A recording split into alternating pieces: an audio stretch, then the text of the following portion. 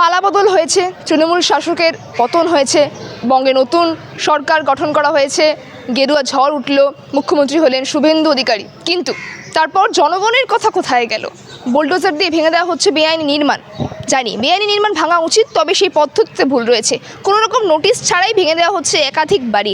এবং শুধুমাত্র তাই নয়, যারা দিনের পর দিন ধরে হকারি করে খেতেন, সেই হকারদেরও উচ্ছেদ করে দেওয়া হচ্ছে বিনা নোটিশে। এবং এই নিয়ে বারংবার রাস্তায় প্রতিবাদে নেমেছেন বামপন্থী কর্মী থেকে শুরু করে সংগঠন। এবং এই বিষয়কে কেন্দ্র করে ঠিক কী বলছেন বামপন্থী নেত্রী গার্গী চ্যাটার্জি, দেখুন বিস্তারিত ভিডিওটিতে। ভাত দেবার মুরদ নেই, কিল মারার গোসাই। পশ্চিমবাংলা এখন সেটাই হচ্ছে। প্রায় 1 লক্ষ লোক বেকার হয়ে গেছে।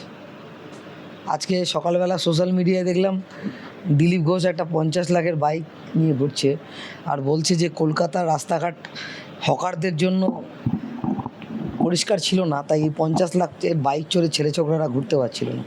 এই 50 লাখের বাইক যাতে ভালোভাবে ঘুরতে পারে তার জন্য হকার উচ্ছেদ করা হচ্ছে। হেলমেট তো ছেড়ে দিন, এই কথাটা বলেছে যে হকারদের উচ্ছেদ করা হচ্ছে যাতে 50 লাখের বাইক চড়ে ঘুরতে পারে। আসলে বড়লোক মোটর গাড়ি চড়বে আর গরিব না খেয়ে মরবে, এটাই হয়। শুভেন্দু অধিকারী বলছে সব দুর্নীতির হিসাব হবে, সব দুর্নীতিবাজদেরকে ধরা হবে।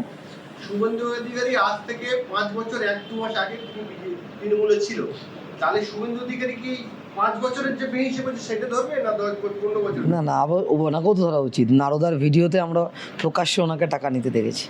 আর পশ্চিমবাংলায় যে নিয়োগ কেলেঙ্কারি হয়েছে তখনও পশ্চিমবাংলার 2 নম্বর লোক ছিল, ওনাকেই ধরা উচিত। যে এই যেমন হকার উচ্ছেদ নিয়ে উনি তো 2 বছর আগে বলেছিলেন যে উনি হকার উচ্ছেদ হলে বুলডোজারের সামনে দাঁড়াবেন। ওরা চাই যে হকার উচ্ছেদ হচ্ছে পশ্চিমবাংলার মুখ্যমন্ত্রী বুলডোজারের সামনে দাঁড়াক। আপনারা বারবার বলে এসেছেন যে বিজেপি এবং তৃণমূলের মধ্যে সেটিং রয়েছে, সেটা দিনের আলোর মতো পরিষ্কার। 1998 সালে তৃণমূল দল তৈরি হয় তখন থেকে আজ পর্যন্ত, আর সেটা প্রকাশ পেয়ে গেছে। এই শুভেন্দু অধিকারী যে বিজেপির মুখ্যমন্ত্রী, এনার নেতৃত্বে যে তৃণমূলের যে দুর্নীতি হয়েছে পাওয়ার প্রমাণ, সেই দুর্নীতি মানে বিচার হবে বলে মনে হয়? দেখুন, আমরা দুটো কেন বলেছিলাম, তৃণমূলের অর্ধেক লোক দিয়েই তো বিজেপির বিধায়ক বেশিরভাগ, তারা তো প্রত্যেকেই বেশিরভাগই তো প্রাক্তন তৃণমূল। মুখ্যমন্ত্রী মমতা বন্দ্যোপাধ্যায় ছিল, তার দলের লোকই তো এখন নতুন মুখ্যমন্ত্রী। সেই জন্যই বলেছিলাম 2000 সরকারে যখন আপনাদের সরকার অর্থাৎ বামফ্রন্ট সরকার পড়ে গিয়েছিল, মাননীয় মুখ্যমন্ত্রী মমতা বন্দ্যোপাধ্যায় এবং তৃণমূলের নেতৃত্ব করেছিল 10 বছর সিপিএম মুখের ডিস্ট্রিক্ট যেতে হবে। আজকে তারাই বলছেন বিধানসভায় গিয়ে, দেখুন আমরা একদিনও মুখে সেলোটেপ লাগাইনি। আজকে 80টা বিধায়ক পাওয়ার পরে রাস্তার লড়াইতে তৃণমূলকে খুঁজে পাওয়া যাচ্ছে না। কর্পূরের মতন উবে গেছে দলটা। আমাদের পার্টির সেক্রেটারি বলেছেন দ্রুত বরফের মতন গলে যাচ্ছে দলটা। আমরা আছি লড়াইতে, রাস্তায়। আপনারা লড়াইতে আছেন, কিন্তু যেভাবে হকার উচ্ছেদ হচ্ছে আপনারা লড়াই করছেন, কিন্তু গতকাল দেখলাম বারাইপুরে হলো, আজও হচ্ছে। বারুইপুরে হকার উচ্ছেদ আমরা রুখে দিয়েছি। এবং রাতের অন্ধকারে উচ্ছেদ হলে কী করব? সোনারপুরে তো রাতের অন্ধকারে উচ্ছেদ করেছে। দিনের বেলা উচ্ছেদ হলে পরে হকার ভাইরা বোনেরা তারা ঐক্যবদ্ধভাবে এর বিরুদ্ধে লড়াই করছে, এবং তারা হকার উচ্ছেদ রোকবার জন্য দৃঢ় প্রতিজ্ঞ। এখন দেখো দুটো সরকার, ডাবল ইঞ্জিনের সরকার, তারা দুজনে মিলে চেষ্টা করছে হকার উচ্ছেদ করতে। তার বিরুদ্ধে প্রতিহত করতে পারে এই গরিব মানুষগুলো কতদিন? চেষ্টা করছি আমরা, কিন্তু আমরা শেষ পর্যন্ত লড়বো। আমরা বলছি যে পুনর্বাসন ছাড়া উচ্ছেদ হবে না, এবং সমস্ত হকারদের, এই গরিব মানুষগুলো, এই কর্পোরেটদের ব্যবসা করার সুযোগ না দিয়ে এই গরিব মানুষকে লাইসেন্স দাও।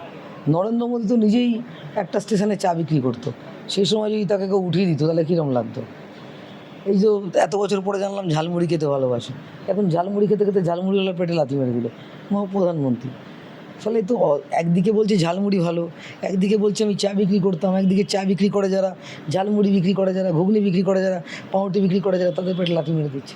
বালি সিন্ডিকেট হয়েছে, অনেক দুর্নীতি হয়েছে, সেই জায়গায় শুভেন্দু অধিকারী মুখ্যমন্ত্রী হয়েছে, তাহলে দাম তো কমার কথা, বালি কমার কথা, গ্যাসের দাম বলেছিল 450 টাকা করবো, পেট্রোল অনেক কিছু বলেছিলেন জুমলাওয়াজ সরকার। আরও দেখতে থাকুন, মানুষের কাছে এর রূপটা ক্রমশ প্রকাশ্য হবে। গোটা ভারতবর্ষের মানুষ, বিভিন্ন রাজ্যের মানুষ বিজেপিকে চিনেছে, বিজেপির বিরুদ্ধে তারা ক্ষোভ দেখাচ্ছে। দেখেছেন তো, অন্নপূর্ণা ভাণ্ডারে 13 পাতার ফর্ম ফিল আপ করতে হবে, 12 পাতার ফর্ম ফিল আপ করতে হবে। ঠিক আছে, ওই ব্রিটিশ আমলে মুজলেখা দেওয়ার জন্য 1 পাতার ফর্ম ফিল আপ করেছিল সাভারকার, এখন 12 পাতার ফর্ম ফিল আপ করতে হবে আমাকে লক্ষ্মী ভাণ্ডার নেওয়ার জন্য।